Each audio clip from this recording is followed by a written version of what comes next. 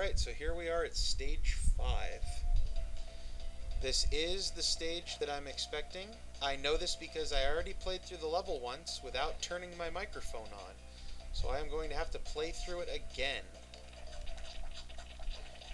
Alright. If you've been watching the backgrounds, you might have noticed that it looks like we are heading up a building. We started off on the streets below, crashed our way over. Then we went down into sort of the basement and the boiler room and the air conditioning with the giant fans. We headed up into the, maybe there's a subway level in the mall, and then up into the mall itself. Ow. Get over here. No! Die. Just die. That's all I want you to do is die. Thank you. You get a gold star. And then... yes, even robots have nuts to punch. Then we headed up onto the roof, and now it looks like we're on maybe perhaps like a penthouse type level.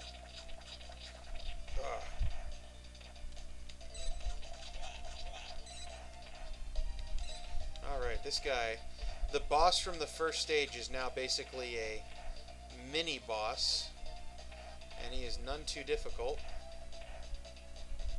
All you gotta do is keep throwing him around, but I want to beat him with the nut punch. And then, Ninja Doom. That was bad timing. Ninja Doom is my name for beating a level with her using her sword combo. Or, in the specific instance of that particular enemy, being able to make it look like you chopped off his head. This is the beginning of the annoying part. There are lots of monkeys through the last part of the level, and I hate monkeys.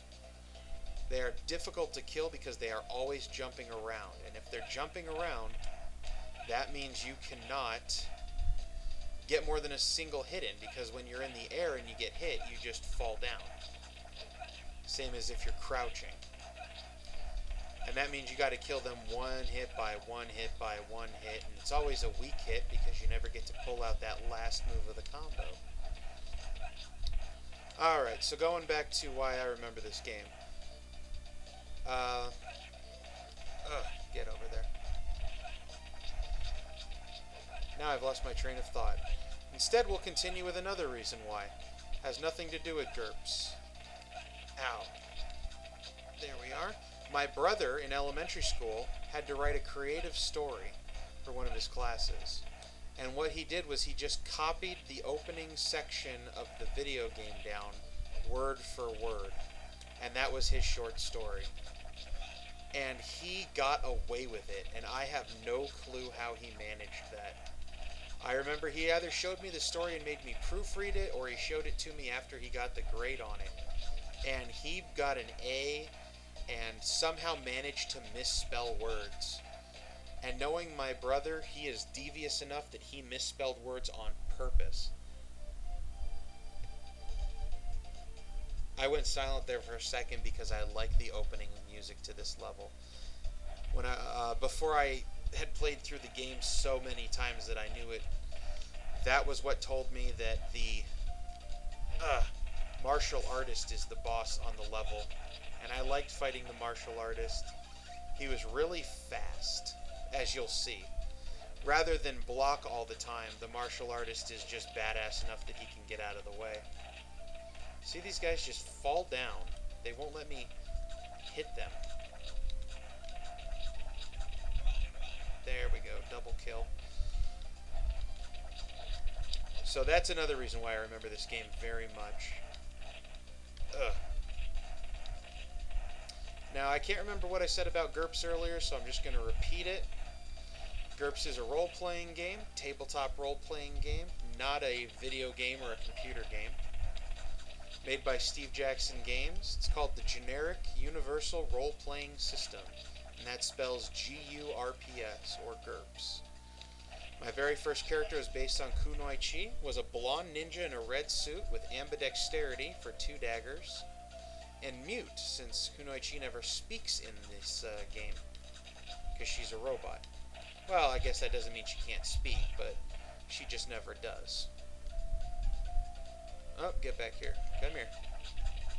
I can accommodate death all around me. There we are. And that actually started a trend. It's basically I'm not allowed to play GURPS unless my character has ambidexterity or mute. They've had either that advantage or that disadvantage for every single character that I have made. There we are. So that sticks out in my mind. And in fact, it was my best friend who was the GM for that GURPS campaign that mentioned to me that I have to, from then on, play with an ambidextrous mute character. Get out of here. This is what I meant by the annoying part. Not just are there monkeys, but when you get onto this locked screen, only 4 enemies at a time, and from there, extra enemies just drop in, or walk in, or pop in a puff of smoke. And a lot of the enemies that start off, each enemy is annoying in its own way, but they love to combine them in very annoying quartets. Usually 4 monkeys or 3 monkeys and a fire breather. I believe right here there's more monkeys. Come here. You are no good. I need energy.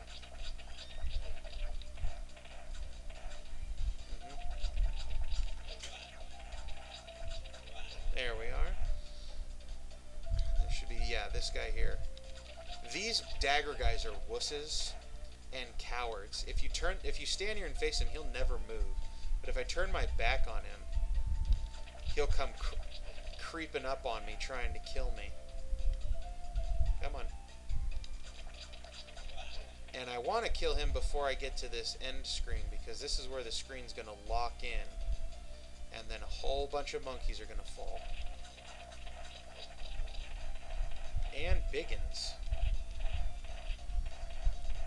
That was actually cooler than I wanted it to be. Great. I have no clue where I am. There we go. Now those guys are going to die, and oh goody, this is not not as hard as I thought it'd be. I mentioned that the microphone wasn't on the first run. I actually have more energy going into the boss than I did before. Here's the cool boss music again. Well, cool to me.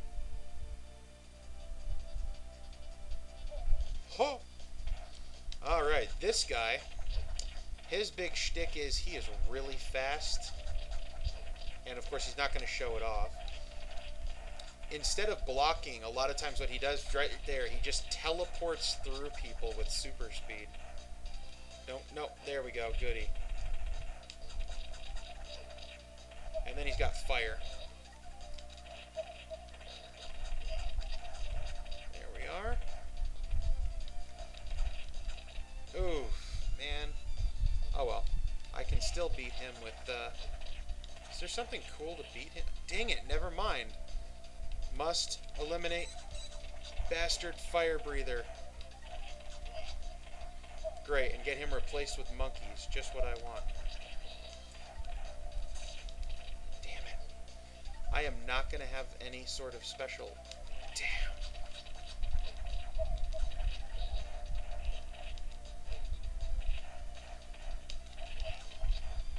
Nut Punch of Doom. No, Nut Punch. Yeah. Oh gosh, and foreground scenery once again assures that the bad guy dies off screen. As you can probably infer from that, he goes into the death crunch, and then flames just envelop him and shoot up from the ground like that. This is level 6. This is basically the top floor, and this will be the next video. It actually has my favorite boss in the game, because my brother could never beat this boss. He would always have to hand the controller off to me and make me do it. So we'll do that next time.